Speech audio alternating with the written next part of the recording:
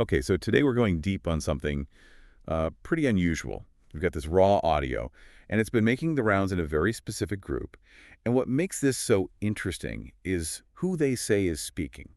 Yeah, this is pretty sensitive stuff, as you'll hear, I think. Exactly, and we want to be really clear up front for anyone listening. We're just diving into what's in this audio, okay? We're not here to pick sides or say what's right or wrong, just trying to understand this message. It's a telegram message, it sounds like, right? And the voice is supposed to be Sheik Hasina.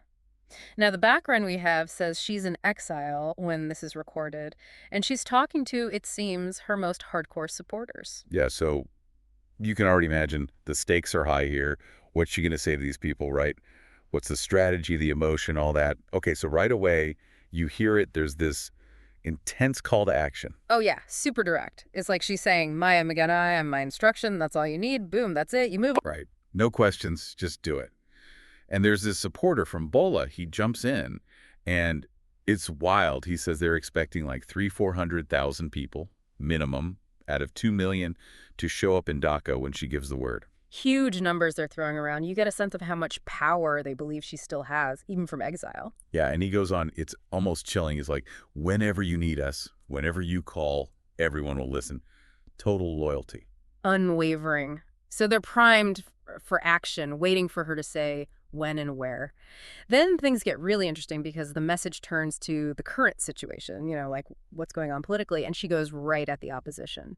Yeah, there's this one part about the Awami League office that, I don't know, it's almost taunting. She's like, they haven't even been able to respond. What if 50, 100 people went there? Think they could handle you? It's like they're poking at them, testing how strong they really are, or maybe even trying to provoke a reaction. Maybe, maybe. But then, and this is where it gets kind of murky, she talks about some plan they were working on, and then they stopped it.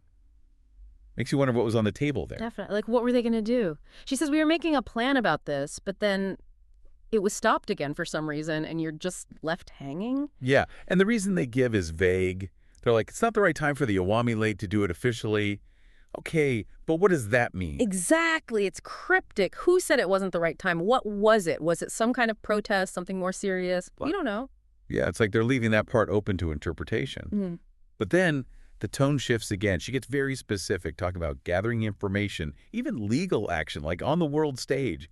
It's a whole different approach. This is where you see her giving clear orders. She's saying, take one picture of every house that is being divided, seized. Clearly, they want to document everything that's happening, probably stuff they see as unfair or targeting them. And it's not just pictures, right? She tells them to take the comments of those who are victims.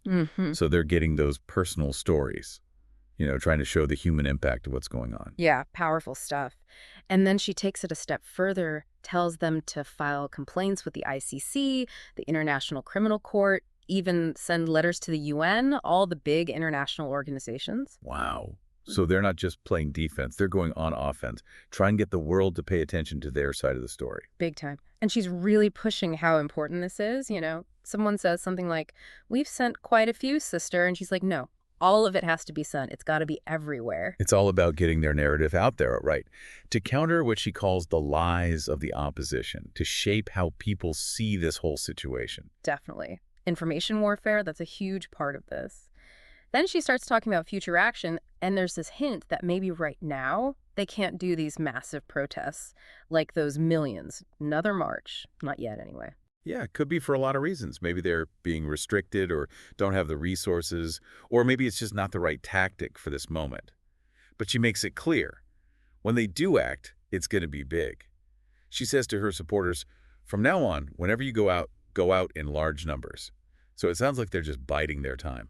Waiting for the right moment. But then, and this is where it gets a little unsettling, there's this chilling instruction, keep a separate group. If anyone comes to attack, teach them a lesson. Oh, yeah, that one definitely makes you stop and think. Yeah. It's a clear reference to potential violence, like they're anticipating that someone's going to come after them and they need to be ready to fight back. And not just fight back, right. The phrase, teach them a lesson, it implies something more, a desire to punish, to deter future attacks by making an example out of someone. Yeah, it definitely raises concerns about how far they're willing to go. Then she says they'll talk more after Eid, so it sounds like there's more planning to come.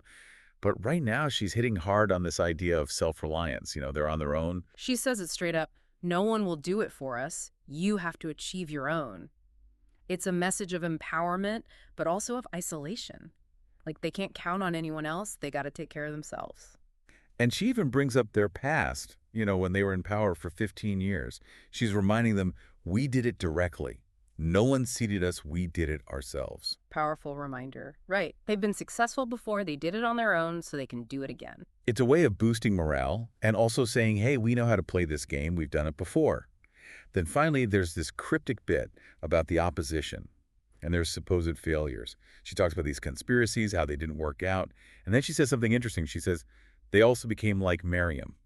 Yeah, that's a head-scratcher, that Miriam reference. It's got to be something specific, some figure or event that her supporters would understand, maybe someone who failed or met a bad end. Right. It's a way of saying, look, they're going down the same path. They're going to end up the same way. It's like a warning or a prophecy or something. Definitely a lot to unpack there. So to recap for you, the listener, what we've got here is a message that's got it all. You've got the mobilization, the criticism of the opposition, the hints of these plans that got shut down, the instructions on documenting everything and going to international courts, the potential for future action, maybe even violence, the focus on self-reliance, and that final mysterious comment about Miriam. Yeah, it's a glimpse into the mind of a leader in exile, facing some serious challenges, trying to keep her supporters motivated and ready to act. And it raises some big questions for all of us listening. Absolutely. On the one hand, she's talking about international law, gathering evidence, appealing to the world, right? But on the other hand, there's that undercurrent of potential violence that teach them a lesson instruction. That's really concerning. Yeah, it makes you wonder, where does all this lead? What are the long-term consequences of this kind of strategy, this mix of seeking justice and maybe even preparing for a fight? It's a lot to think about. Definitely a lot to think about. It's a complex situation with no easy answers. Thanks for joining us for this deep dive. It's been a wild one. Yeah, a wild one for sure.